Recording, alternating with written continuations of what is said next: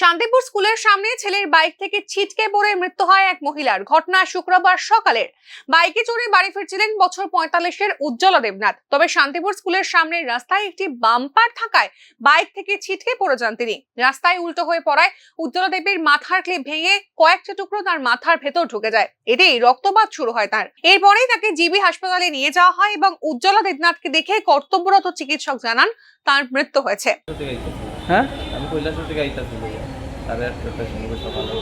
আইতে সময় সামনে এটা কি দাদা মামা দেয় না?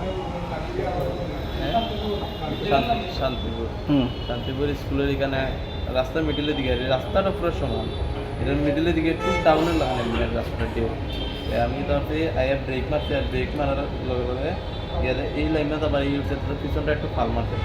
আর তাই না পুরো একটা ব্যাগ আছে, ব্যাগে ধরে বোয়া তার পিছলা সারিয়ে আছে, আর তাই না সামনে দিয়ে পড়িয়ে পড়িয়া এই যে পড়ছে এমনি পড়ার পরে মাথার পিছনে ক্লিপ আছে, ক্লিপটা বাইঙ্গা দুইটা, একটা ক্লিপই দিয়ে দিয়েছে, আর একটা ক্লিপই তাদের ওই যে কাঁকড়ালা থাকে যে ওই যে ক্লিপটি দিকে বাইঙ্গা দিয়ে ফাটিয়ে গেছে, এখানে ফাটিয়ে তিনটা ছিল লাগছে এখানে, আর মাথার রক্ত পাবে।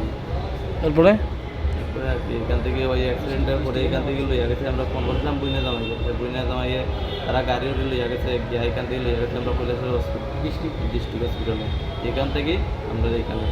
ঘটনায় শোকে ছায়া মৃতের পরিবারে। Bureau report, news now.